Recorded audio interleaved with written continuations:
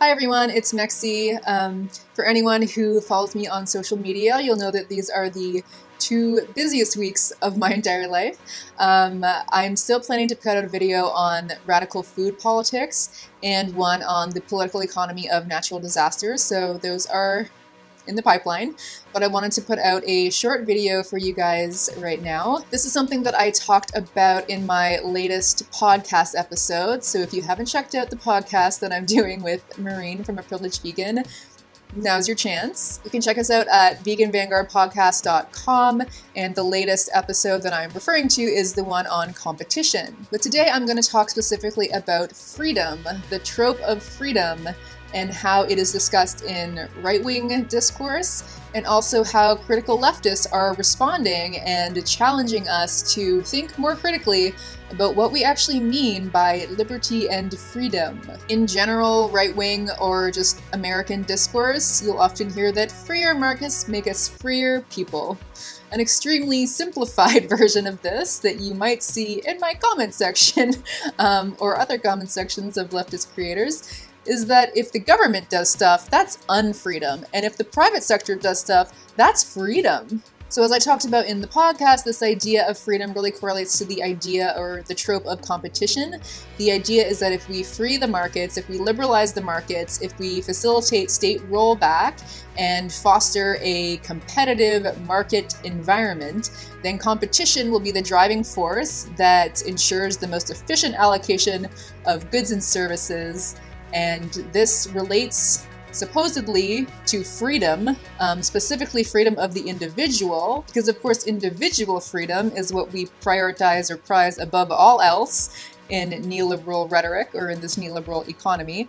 But individuals will be free to choose, free to buy and sell in the market, free to compete without the oversight or intervention of any kind of governing body. So essentially every person is free to look out just only for themselves and no one else. Of course, in any complex society where you have individuals living within a collective society, you're going to have contradictions between individual freedom and collective freedom. For example, let's say that you and I are on a subway together with a number of other people, and I, as an individual with freedom, have the freedom to blast my music as loud as possible, real aggressive, offensive, hardcore rap music that is disturbing other people around me. Does my individual liberty to do that trump the freedom of the other people in the car to have a quiet, enjoyable ride where they are not offended?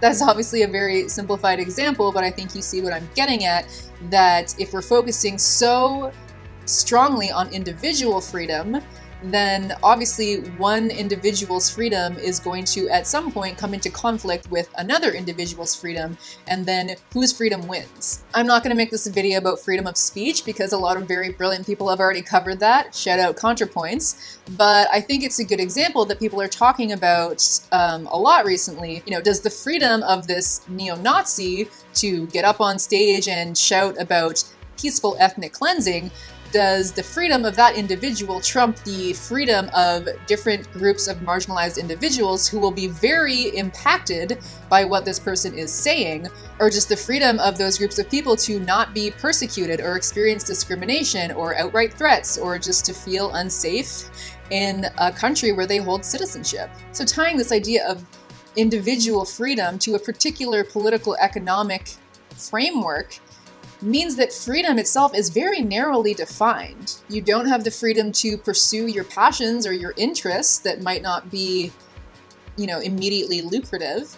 If you're not born in a well-off family in the first place, you probably don't have the freedom to pursue any job that you really want. You have to just pursue whatever you can to put food on your plate, be that working 2 retail jobs, working overnights, working without benefits, etc. You don't have the freedom to freely access basic necessities that you need, like healthcare, food, education, things that would actually help you to be more competitive in that market that you so prize. Ask yourself, how does privatizing healthcare and putting it beyond the reach of, beyond what you can afford, how does that make you more free? How does having to crowdfund your medical bills or mortgage your house if you break a bone make you more free? The only people that makes more free are the 1% or the exceedingly wealthy who can afford to go get special private treatment and avoid waiting in the lines with the common folk.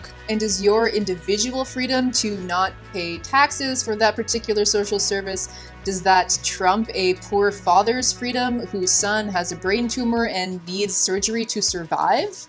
Whose freedom wins? If you know me, you'll know that I'm about to launch into a critique of capital, because in this political economic framework that supposedly makes us more free, the freedom of those with capital always trumps the freedom of those without. So a number of very prominent leftists have contributed to this idea of freedom and liberty under capitalism and neoliberalism specifically, but today I'm going to talk about David Harvey, surprise, surprise, and Karl Polanyi. So I will link their works in the description box below so you can check them out. But Karl Polanyi in The Great Transformation talks about how in complex societies the idea of freedom itself is completely contradictory and fraught. He outlines two kinds of freedom, one good and the other bad.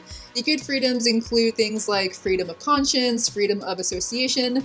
I'm not going to bring up freedom of speech once again, because we all know how that's been completely co-opted by the reactionaries. But among the bad freedoms, which are very prevalent in this late capitalist society, are the freedom to exploit one's fellows, the freedom to make inordinate gains without commensurable service to the community, the freedom to keep technological inventions from being used for public benefit, or the freedom to profit from public calamities secretly engineered for private advantage.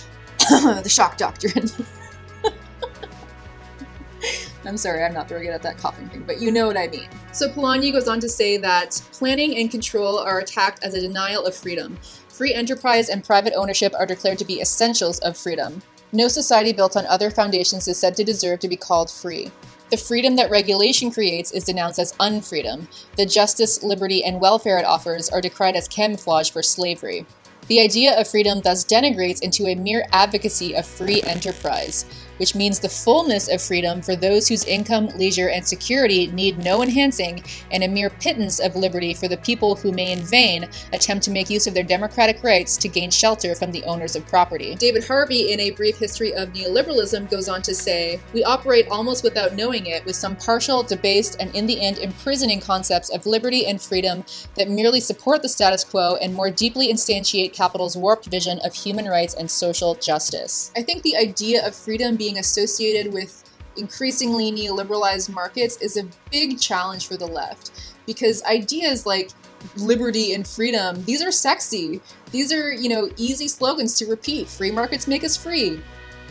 Right? And it's so embedded in people's psyches now that this is a real challenge. So wherever you fall on the political spectrum, I hope that today I have at least made you think a little more deeply and critically about how you understand freedom, what freedom and liberty means within this context of capital accumulation, what freedoms you would enjoy or not enjoy, what freedoms you would lose if we were to liberalize the markets even further. I mean, there's a lot of thinking to do about individual freedom, collective freedom, and what a truly free society would actually look like to you. So maybe that's something to talk about in the comments. Leave me a comment. What would freedom look like to you? So again, I'd like to give a special thanks to my patrons. Thank you so much for your continued support. Check out my podcast at veganvanguardpodcast.com. Come chat to me on social media. Like, share, comment, subscribe, and I will see you in another video.